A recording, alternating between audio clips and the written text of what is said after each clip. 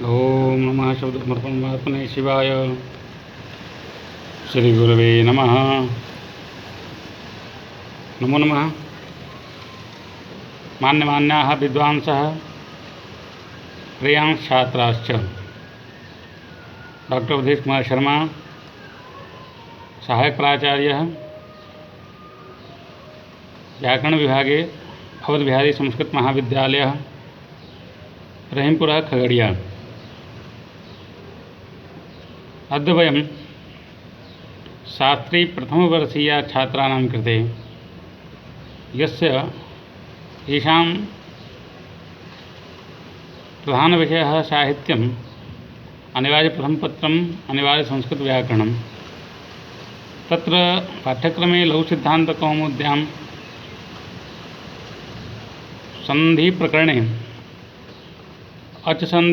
अचसन्धौ eco यणचि इति सूत्रविषये चर्चयामः। प्रियांश छात्रः,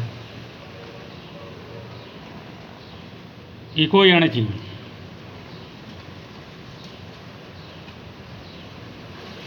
इकः स्थाने यण स्याद् अचि संहितायां विषये सुधि उपास्यः इति स्थिते।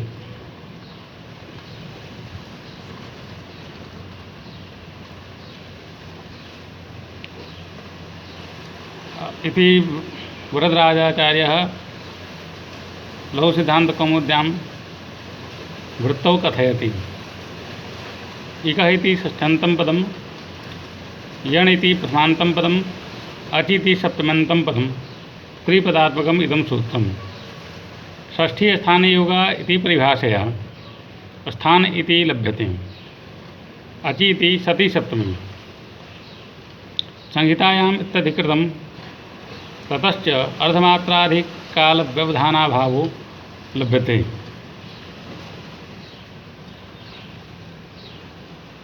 अस्य भाषार्थः श्वेताम् इक अर्थात ई उ रील रि के स्थान में यण अर्थात य व र ल आदेश हो।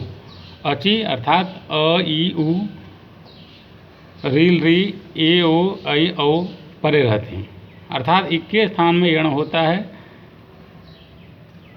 अच परे हो तो यदि संहिता अर्थात संधि की विवक्षा रहे, अर्थात संहिता अर्थात संधि की विवक्षा रहे तो इक के स्थान में यण होता है, यण आदेश होता है। और यदि संहिता की विवक्षा रहे तो अच परे रहते हैं। इस सूत्र का ये अर्थ है, ऐसे समझना चाहिए। आगे इक के स्थान में यण होता है, अर्थात ई उ रील री के स्थान में यण होता है, य व र ल आदेश होता है, अर्थात उसके ई उ रील री के बाद यदि कोई भी अ ई उ रील री ए ओ ऐ औ ये अच अर्थात स्वरवर्ण परे रहें तो उस इकार उकार और ऋकार के स्थान पर क्रमशः य व र ल आदेश हों। यह इको यण के सूत्र का अर्थ है। तस्मिन् इति निर्दिष्टे पूर्वस्य कहते हैं सप्तमी निर्देशेन विधीयमानं कार्यं वर्णान्तरेण अव्यवहितस्य पूर्वस्य बोध्यम्। वर्णान्तरेण अव्यवहितस्य पूर्वस्य बोध्यम्। तस्मिन् इति सप्तमन्तं पदम्, इति अव्ययं पदं, निर्दिष्टे इति सप्तमन्तं पदं, पूर्वस्य इति षष्ठ्यन्तं पदम्। पाणिनेर अष्टाध्यायी ग्रंथस्य प्रथमाध्यायस्थ प्रथमपादान्तर्गतं षट्षष्टि क्रमाद् उद्धरितम् इदं सूत्रं चतुष्पदात्मकम् इति। अत्र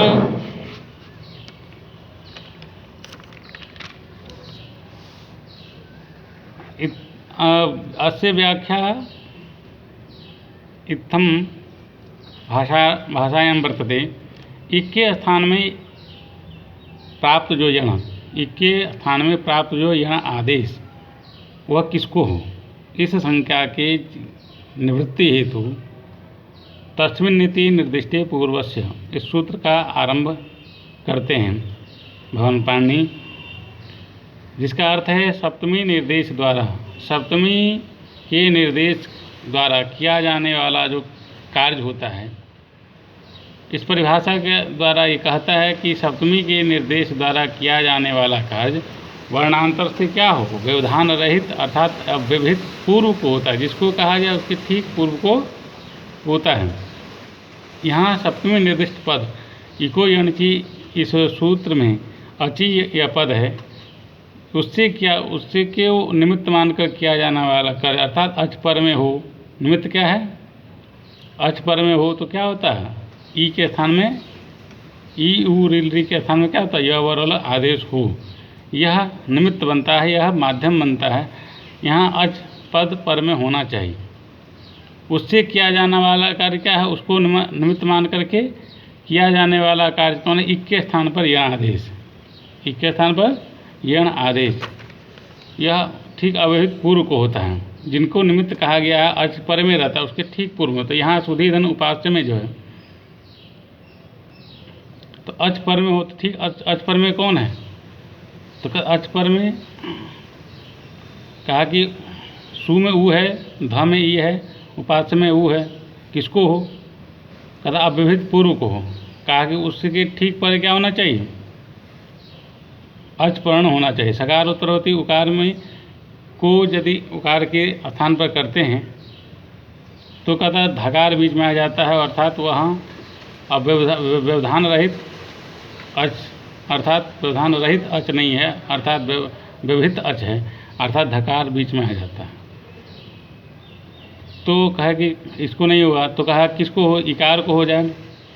कहा कि इकार धकार उत्तरवर्ती इकार को प्राप्त होता है। क्यों? क्योंकि उपास्य का ऊ अव्यवधान रहित है, अर्थात उससे ठीक बीच में कोई वर्ण नहीं आता है, व्यंजन वर्ण नहीं आता है, अच पर में मिल जाता है, इसलिए इकार के स्थान पर आदेश हो, यण आदेश हो।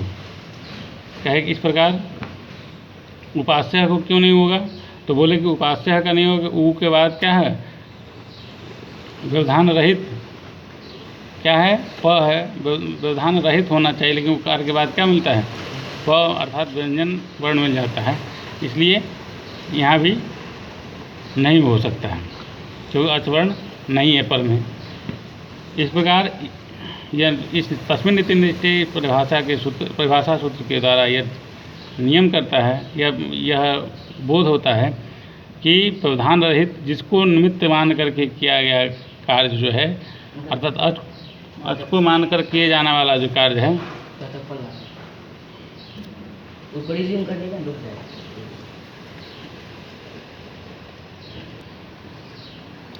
तो यहाँ पर कह रहे थे कि एक के स्थान पर जो यण होता है, ई उ री के स्थान पर यण आदेश हो तो किसको हो? तथा व्यवधान रहित पूर्व को हो, जिसको निमित्त का मान करके किया जाने वाला अच्छा, अर्थात सप्तमी निर्देश के द्वारा निर्देश को मानकर किया जाने वाला कार्य जो है वर्णांतर से अव्यवहित पूर्व को होता है, अर्थात व्यवधान रहित पूर्व को होता है, अर्थात अच को मानकर किया गया। यहाँ अच यह सप्तमी विभक्ति है, इसमें अच या इस निमित्त को अर्थात सप्तमी विभक्ति से निर्दिष्ट अची यह पद है, उसको मान करके किया जाने वाला कौन कार्य है? ई के स्थान पर यण, वह व्यवधान रहित पूर्व को होता है, अर्थात ई के स्थान पर ये य और ल ये चारों आदेश प्राप्त होते हैं। कहते हैं कि चारों हो जाए, कहा कि नहीं। एक सूत्र आता है स्थानीय अंतरतम, कहे कि प्रसंगे सति सदृष्टम आदेशश्चात्, स्थानीय अंतरतम, इसकी वृत्ति में वरदराजाचार्य कहते हैं प्रसंगे सति सदृष्टम आदेशः स्यात् सुधय उपास्य इति जाति। प्रस्तुतमिदं सूत्रम पाणिनेः अष्टाध्यायी ग्रंथस्य प्रथमाध्यायस्थ प्रथमपादान्तर्गतं 50 क्रमात् उद्धृतमस्ति। स्थाने इति सप्तमन्तं पदम्, अन्तरतम इति प्रथमान्तं पदं, द्विपदात्मकम् इदं सूत्रम्। स्थानं च प्रसंगः, स्थानं नाम प्रसंगः, अंतरशब्दोऽत्र सदृशपर्यायः, अतिशायितो अंतरः अंतरतमः, अत्र प्रसंगार्थकत्वे न विवदितव्यम। दर्भाणां स्थाने शरैः प्रस्तरितव्यम् इत्युक्ते दर्भाणां प्रसंग इति प्रतीतेः एवंच इको यणचि इत्यादौ इग उच्चारण प्रसक्तो यण उच्चारणीय इत्याद्यर्थः संपद्यते।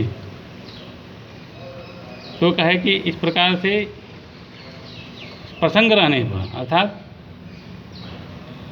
किसका प्रसंग रहे, तो कहे कि संधि के प्रसंग होने पर, संधि का यदि प्रसंग हो तो वहाँ पर क्या आदेश होता है, कहा कि अत्यंत सदृश आदेश होता है।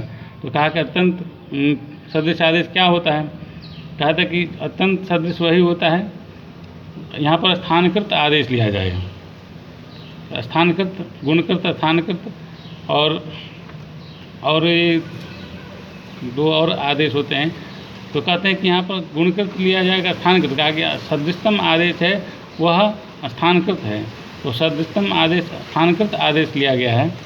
तो ई के स्थान पर क्या आदेश हो, तो कहते हैं ई के स्थान पर यण आदेश हो। तो कहा कि किसको हो, क्या स्थानकृत आदेश सामने मिलाते हैं, तो अत्यंत सादृश्यता स्थानकृत होने पर ई के स्थान पर यह आदेश होता है, क्योंकि ई का भी स्थान तालु है और यकार का भी स्थान तालु है। इस प्रकार से उकार का स्थान ओष्ठ है,